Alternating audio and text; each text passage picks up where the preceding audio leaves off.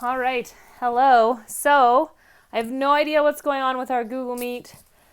Today, I even tried to join a different Google Meet with Miss A in her class, and it did the same thing. So, I don't know what's going on. I guess we can just say at least it lasted as long as it did.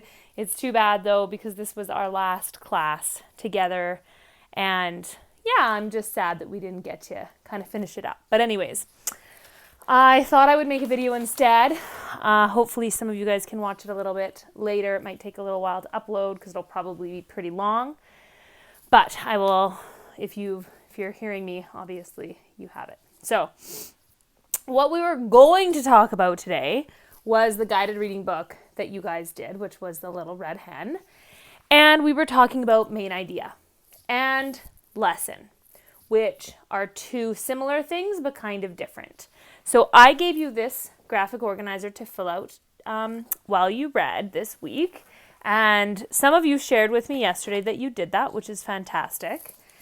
What we're going to do today is we'll read this book together, and I'm going to give you even an easier way to remember how to retell a story. Because when you read a book like in class and I say, oh, what happened? I'll give you a really easy way to remember how you can tell me what happened and make sure you remember all the important parts. So let's just read this story for those of you who may not have been able to print it or get it at home. So, one day, a little red hen wanted some yummy bread. First, she had to plant lots of tiny wheat seeds. Will you help me plant the wheat seeds? She asked her animal friends. No way, said the sleepy cat, busy dog, and chewing cow. Well, then I'll do it myself, said the little red hen. And she did. Next, she had to harvest all the tall wheat. Will you help me harvest the wheat? She asked her animal friends. What do you think they're going to say? No way, said the sleepy cat, busy dog, and chewing cow. Then I'll do it myself, said the little red hen. And she did. Not very nice friends. Then she had to grind the wheat into flour. Will you help me grind the wheat into flour? She asked her animal friends. What do you think? Lazy lazies. No way, said the sleepy cat, busy dog, and chewing cow. Then I'll do it myself, said the little red hen. And she did. What do you predict? I don't know. What's she going to do? Finally, she baked the yummy bread. The yummy smell went all over the farm. I'd like a piece, said the sleepy cat, busy dog, and chewing cow. No way! You didn't help. I'll eat it myself, said the little red hen. And she did. So, when you were going through your graphic organizer, I'm sure you were able to identify, because we've focused on it for quite a while, the characters, the setting, and the problem and the solution. So, what we're paying attention to, this was the little hint I gave you, was when we're paying attention to the main idea in a story or trying to figure out what the main idea of a story is, we pay attention to what repeats. What happens again and again and again and again in this story? You probably figured that out. So, this is my easy way that I retell stories. I do, somebody, did I spell that right? Yep. Somebody wanted, but, and so. And what these are is this is the way that I'm structuring my sentence. And it makes it so that we're talking about all the important parts of the book, just like you identified. So, somebody. When I say somebody, I mean the characters. So who is the main character of this story? I'm sure you figured it out. Somebody. Pay attention to what repeats. Pay attention to the title. So, the somebody is The little red hen. She is our main character. She does most of the action in the story. Wanted. What did the little red hen want? To make bread. Good. But this is probably the problem. So the little red hen wanted to make bread, but her lazy friends, we could just say friends, her friends would not help. Okay, so what happens in the end? This is our solution, kind of. She makes it by herself, right? By herself. And does she share? Does not share. So it would have been nicer if you guys could have helped me make this, and it might be a little different depending on the way you read the book or the things that you thought were important, but this is pretty much what we would probably get if we chatted about it. So, the little red hen wanted to bake bread, but her friends would not help. So, she made it by herself and did not share. If I was to tell you what happened in that story, that's the sentence I would use. I've talked about the characters, talked about the problem and the solution, and now you have a pretty good idea about what that story is about, mostly about, which is the little red hen wanted to make bread. No one would help. And this last part, that she didn't share it, helps us understand the lesson. So I was really interested to hear what you guys were going to say about the lesson and what you thought the author was trying to teach us. So what the author was trying to teach us in this story has to do with the fact that all of her friends did not help. And then when they wanted some of the bread, she said no. So I would probably get a different answer from all of you, and that's okay. The lesson is, however you word it, might be a little different. But at the end of the day, what I'm sure all of your answers would have in common is that if you don't help, you're probably not going to be able to get the product. So it's all about cooperating. If you want your mom to help you or to make you dinner, then you're going to have to clean your room when she asks. We all have to cooperate in order to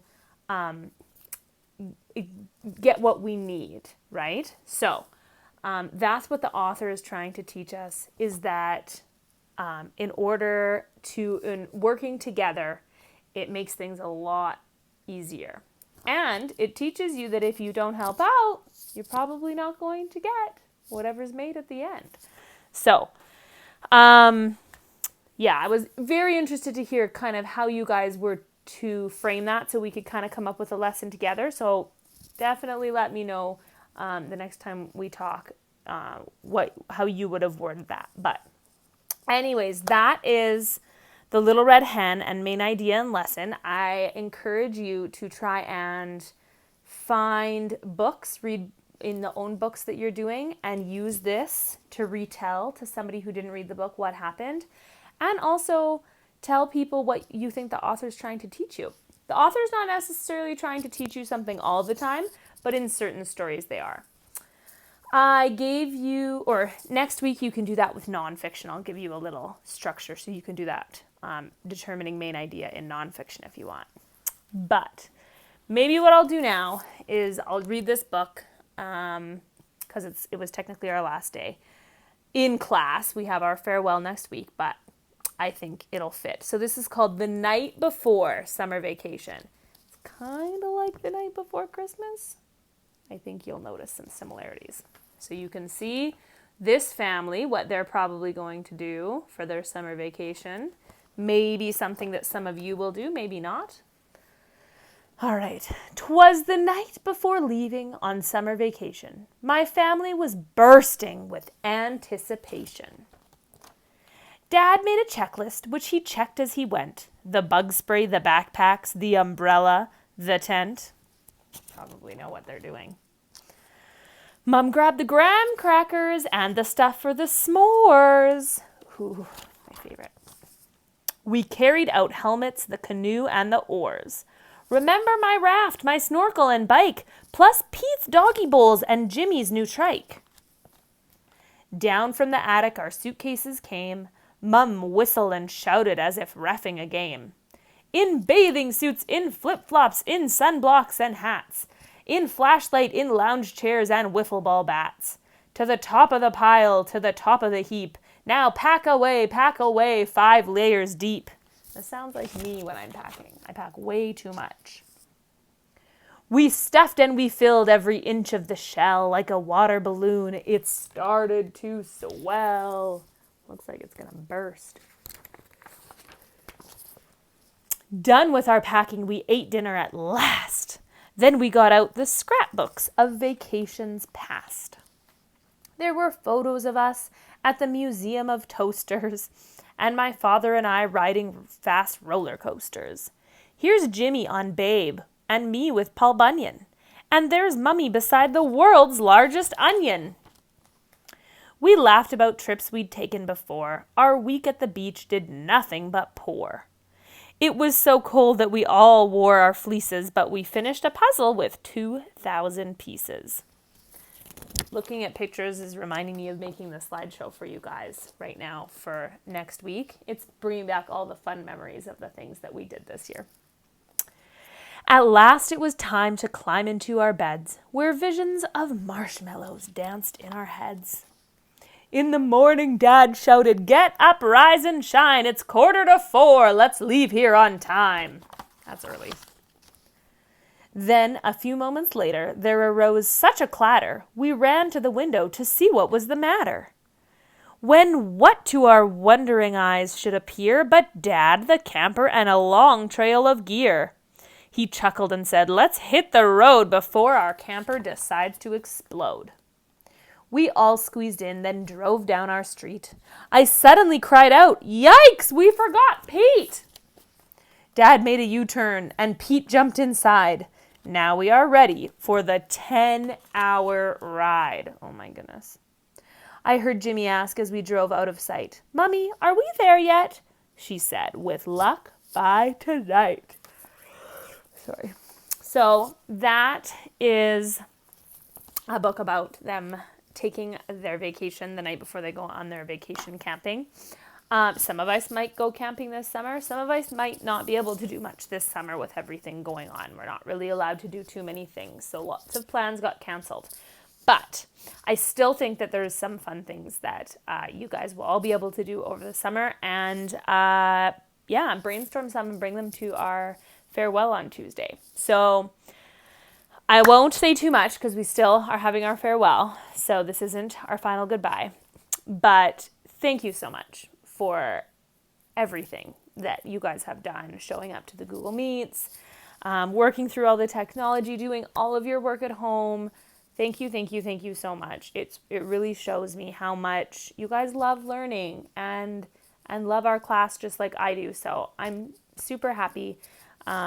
I wouldn't have wanted to do this with any other group of students. You guys were the best throughout online learning, and fingers crossed that we get back into our classroom really, really soon, because I miss it and I miss all of you guys so much and seeing you every day.